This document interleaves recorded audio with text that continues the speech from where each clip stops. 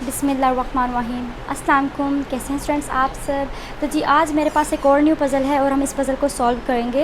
अच्छा, इसे किस तरह से सॉल्व करना है, क्या लॉजिक यूज़ हुई है कि इसका आंसर आया है। मैं आपको 30 सेकंड्स का टाइम दूंगी और आपने उस 30 सेकंड्स के अंदर अंदर इस पज़ल को खुद से सॉल्व करना है। अगर आपसे सॉल्व ना हो सका तो फिर मैं ये सॉल्व करूँगी और आप इसका आंसर देख लीजिएगा और आंसर मैच कर लीजिएगा। तो जी आपके 30 सेकेंड्स का टाइम स्टार्ट होता है अब।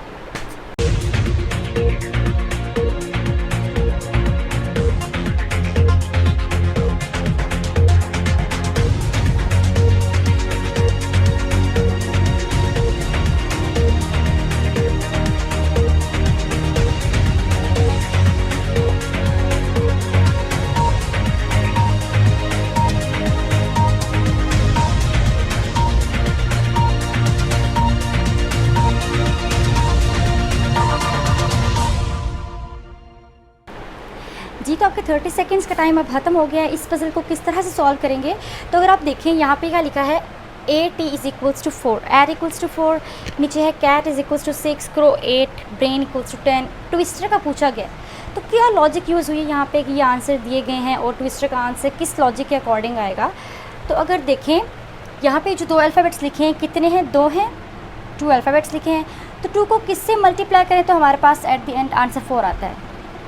2 को अगर 2 से ही मल्टीप्लाई किया जाए तो 4 आ जाता है, तो 4 वहाँ पे लिख दिया।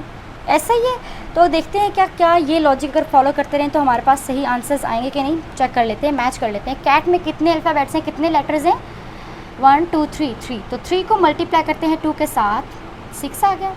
वहाँ पर भी 6 है, ठीक है। क्रो में कितने लेटर्स हैं, 1 2 3 4। 4 को 2 से मल्टीप्लाई किया तो 8 आ गया। तो देखें स्टूडेंट्स, हमारे पास ये लॉजिक बिल्कुल सही जा रही है। तो इसी लॉजिक को फॉलो करते हैं, आगे चेक कर लेते हैं इसका भी, और ट्विस्टर का आंसर भी इसी लॉजिक के अकॉर्डिंग हम निकाल लेंगे। तो ब्रेन में कितने लेटर्स हैं, 1 2 3 4 5। 5 multiply by 2 is equals to 10। वहाँ पर भी 10 है, इसका मतलब है ये लॉजिक करेक्ट है। तो ट्विस्टर का answer same logic find out करते हुए, सॉल्व करते हुए हम इसका आंसर जो है फाइंड आउट कर लेंगे। तो ये तो अब आप भी निकाल सकते हैं इसका आंसर। तो जल्दी से कमेंट सेक्शन में बताएं कि इसका आंसर क्या है। कितने लेटर्स हैं, 1 2 3 4 5 6 7। So 7 multiply by 2 is equals to 14। सो इसका आंसर क्या आया, इसका आंसर आ गया है 14। तो यहाँ पे हम लोगों ने 14 लिख दिया। तो उम्मीद है स्टूडेंट्स आपको ये पज़ल बहुत इंटरेस्टिंग लगा होगा। चलिए हम अपने नेक्स्ट पज़ल की तरफ चलते हैं। जी तो स्टूडेंट्स ये है हमारा अगला पज़ल। आप देख लें बोर्ड पर मैंने सामने लिखा हुआ है, if 213 is equals to 7, 305 is equals to 6, 427 is equals to 6, 164 equals to 4, then 648 का आंसर क्या होगा। तो क्या लॉजिक ऐसी होगी जो इस पर लगी है और इसका आंसर इन सब के इक्वल आंसर लिखा हुआ है 7664। वही लॉजिक फॉलो करते हुए इसका भी आंसर फाइंड आउट करेंगे। तो इस पज़ल को भी आपने खुद से सॉल्व करना है और आपको दोबारा से मैं 30 सेकंड्स का टाइम दूंगी ताकि आप इसको सॉल्व करें और इसका आंसर मुझे बताएं कमेंट सेक्शन में। तो आपके 30 सेकंड्स का टाइम स्टार्ट होता है अब।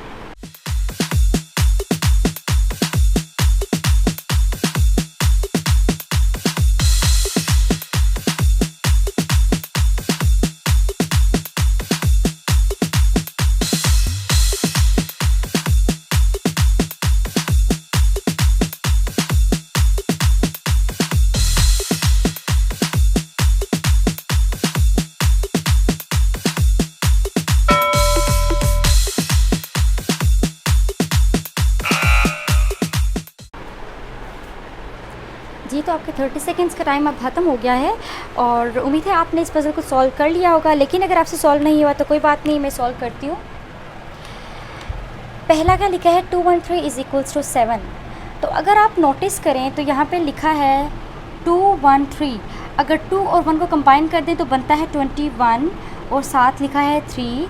तो 3 को किस नंबर से मल्टीप्लाई किया जाए तो हमारे पास 21 आता है। तो 3 को अगर हम मल्टीप्लाई करें 7 के साथ तो हमारे पास आंसर में 21 आता है। तो वहाँ जो इक्वालिटी के बाद लिखा है 7 वो इसी रीज़न की वजह से लिखा है। तो इसका आंसर 7 इस वजह से है।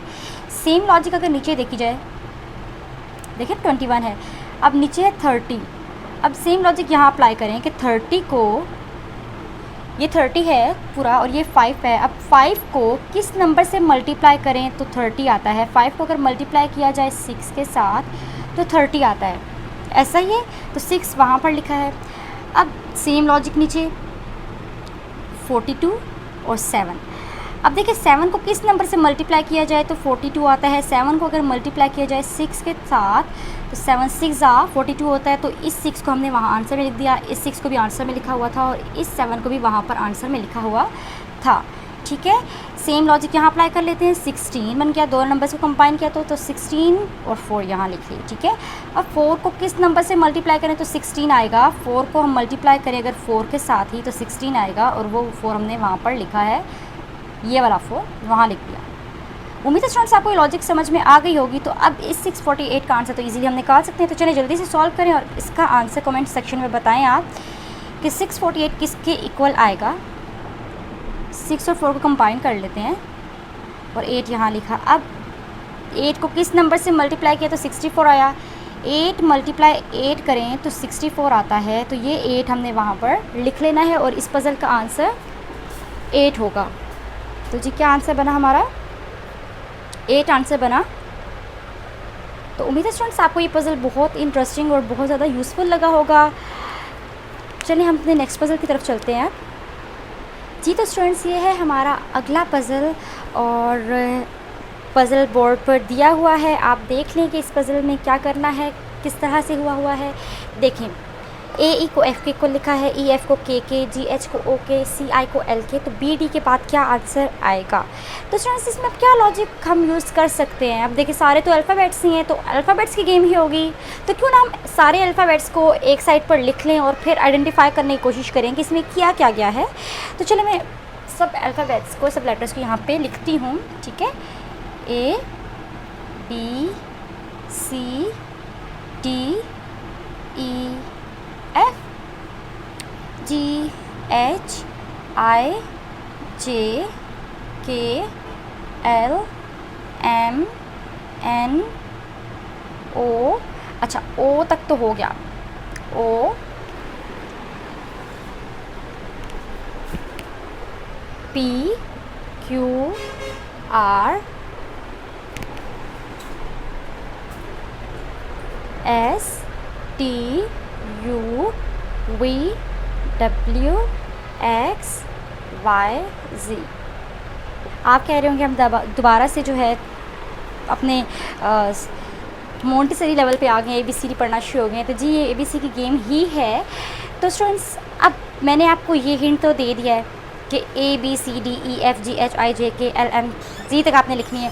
अब इसे सॉल्व किस तरह से करना है ये तो आप खुद से ही सॉल्व करेंगे। तो चलिए आपको मैं 30 सेकेंड्स का टाइम दे रही हूँ, आप 30 सेकेंड्स के टाइमर में इसको सॉल्व करें। हिंट मैंने आपको दे दिया है कि इसमें अल्फ़ाबेट्स का सारा काम है। तो चलिए जी आपके 30 सेकेंड्स का टाइम स्टार्ट होता है अब।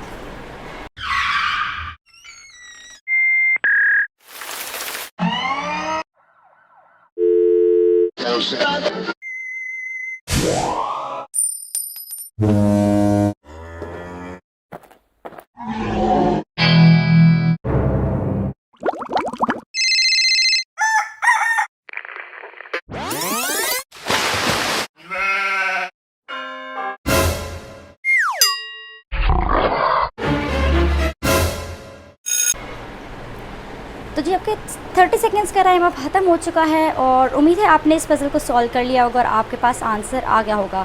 तो अगर आपने आंसर निकाल लिया है तो कमेंट सेक्शन में बता दें कि इसका आंसर क्या आया है और वीडियो को भी लाइक कर दें और अपने फ्रेंड्स के साथ भी शेयर कर लें और उनको भी कहें कि इन पज़ल्स को खुद से सॉल्व करें, वीडियो को आगे से देखे बगैर टाइमर के टाइम के अंदर, ताकि आपको भी अपने फ्रेंड्स से खेलने का मौका मिल सके। तो जी चलें हम लोग इसका सोल्यूशन स्टार्ट करते हैं। देखिए ये अल्फ़ाबेट्स मैंने सारे लिखे हैं और अगर अल्फ़ाबेट्स के साथ हम नंबरिंग भी कर लें, जैसे कि ABCD है और नंबरिंग कर लें 1 2 3, जैसे कि 1 2 3 4 5 6 7 8 9 10 11 12 13 14 15 16 17 18 तक हो गया। उसके बाद 19 20 21 फिर 22 23 24 25 एंड 26 आ गया। ठीक है, अब देखिए स्टूडेंट्स सबसे पहले हम देखते हैं कि AE is equals to F लिखा है। तो AE F के इक्वल क्यों लिखा है ये हम इसी नंबर्स और इसी अल्फ़ाबेट से आइडेंटिफाई करेंगे, फाइंड आउट करेंगे। तो देखें ए के पास ए किस नंबर पे है, किस वैल्यू पे है, 1 वैल्यू पे है। ई किस वैल्यू पे है, 5th वैल्यू पे है। तो 1 और 5 को अगर ऐड करें तो क्या आता है, 1 और 5 को ऐड करें तो 6 आता है। और देखिए एफ़ किस वैल्यू पे है, 6 पे है। तो ये जिन वैल्यूज़ पे हैं 1 5 पे बनता है ऐड करने के बाद 6 और एफ़ भी 6 ही है। तो देखिए क्या ये लॉजिक हो सकती है कि लेफ़्ट साइड पे जो उनसे अल्फ़ाबेट्स गिवन हैं उनकी प्लेस वैल्यूज़ को या उनकी वैल्यूज़ को अगर ऐड करें तो जो नंबर आएगा उसी नंबर का अल्फ़ाबेट राइट साइड पे लिखा होगा। तो चलिए हम इसको और क्लियर कर लेते हैं। E F is equals to K है। अब ई पे 5 वैल्यू है तो हमने ई की 5 वैल्यू लिखी, एफ़ पे 6 वैल्यू है तो 6 वैल्यू लिखी और ऐड कर लिया दोनों को। और इसका आंसर आना चाहिए के की वैल्यू पे। के की वैल्यू है 11, ठीक है, के की वैल्यू का आंसर आना चाहिए। 5 6 को ऐड किया तो 11 ही आ गया। मतलब लेफ़्ट साइड पे नंबर्स की वैल्यूज़ को ऐड किया तो राइट साइड के जो अल्फ़ाबेट था उसकी वैल्यू का आंसर आ गया। तो देखिए स्टूडेंट्स कितना आसान था, ये लॉजिक फॉलो करते हुए हम इसका आंसर निकाल लेंगे। Same G H equals to O है, जी की वैल्यू है 7, एच की वैल्यू है 8, दोनों को ऐड किया तो हमारे पास आ जाएगा क्या, वो जो कि ओ की वैल्यू होगी 15। 7 + 8 15 ही होता है, ओ की वैल्यू भी 15 ही है। तो इनकी वैल्यू को जब ऐड किया 7 और 8 को तो आया 15 और ओ की वैल्यू भी 15 ही है। तो देखें स्टूडेंट्स इस लॉजिक के अकॉर्डिंग हम कितना इजीली अपना आंसर निकाल रहे हैं। तो सी आई इक्वल्स टू एल भी इसी तरह से आ जाएगा। तो चलिए बी डी का आंसर निकाल लेते हैं। तो बी की वैल्यू क्या है, 2 है, डी की वैल्यू क्या है, 4 है। तो 2 + 4 क्या हुआ, 6 आया। और बी डी किसके इक्वल बनता है, 6 पे जो अल्फ़ाबेट होगा। तो 6 पे अल्फ़ाबेट है एफ़, तो बी का आंसर हो जाएगा, बी डी का आंसर हो जाएगा एफ़। तो बी डी का आंसर हमने लिख दिया यहाँ पे एफ़ जी। तो स्टूडेंट्स ये पज़ल भी हमने सॉल्व कर लिया है और कितना लॉजिकल था, कितना इंटरेस्टिंग था। तो अगर आपको वीडियो पसंद आई है तो इसे लाइक करें और अपने फ्रेंड्स सबके साथ शेयर करें और इस पज़ल को भी उन्हें कहें कि सॉल्व करें और आप लोग इस पज़ल को एंजॉय करें। और अगर वीडियो पसंद आई है तो लाइक भी कर दें। चैनल पर न्यू है तो चैनल को सब्सक्राइब कर लें ताकि आने वाली हर न्यू वीडियो का नोटिफिकेशन आप तक टाइम पर पहुँच जाए। अब मैं आऊँगी किसी न्यू पज़ल के साथ, तब तक के लिए अल्लाह हाफ़िज़।